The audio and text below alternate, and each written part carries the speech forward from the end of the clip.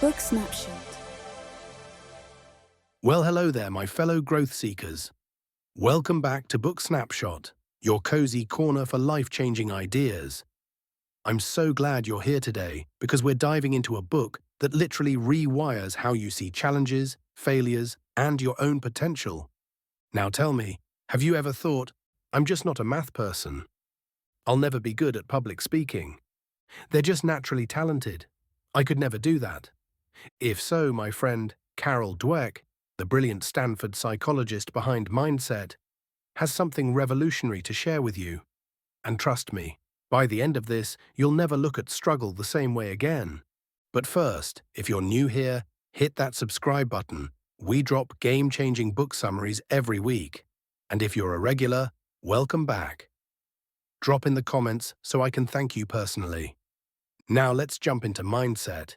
And I promise you'll walk away with practical tools to transform your life. Part 1.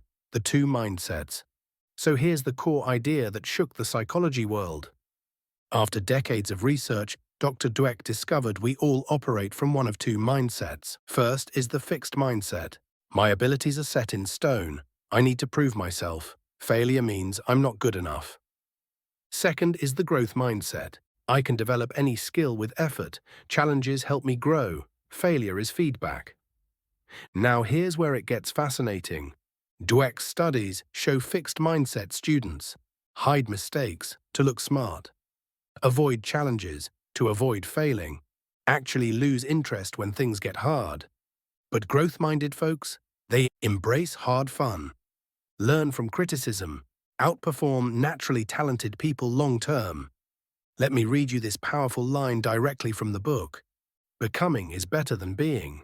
The fixed mindset doesn't allow people the luxury of becoming. Can you think of an area where you've been stuck in being instead of becoming? Type it below.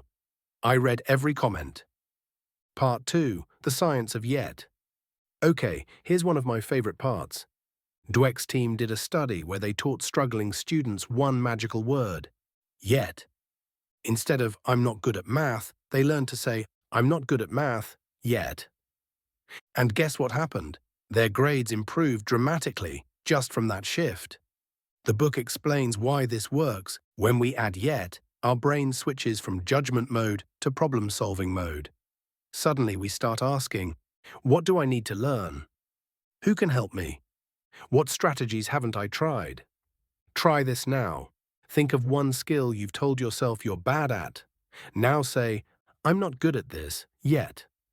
Feels different, right? Type your yet statement below. I'll cheer you on. Part 3. Real-life mindset shifts. Let me tell you about Michael Jordan. Most people don't know he was cut from his high school basketball team. A fixed mindset would have said, I guess I'm not a basketball player. But Jordan, he later said, I took that rejection and used it as fuel. That's the growth mindset in action. Or consider this classroom experiment Dweck shares. When teachers praised kids for effort, you worked so hard, versus intelligence, you're so smart. The smart kids avoided harder tasks to protect their label. The hard workers sought challenges because effort felt good. Here's the kicker.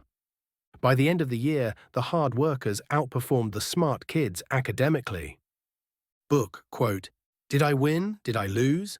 Those are the wrong questions. The correct question is, did I make my best effort? So tell me, when have you seen this play out in your life? Have you ever surprised yourself by improving at something you thought you'd never master? Part 4. Your Mindset Toolkit.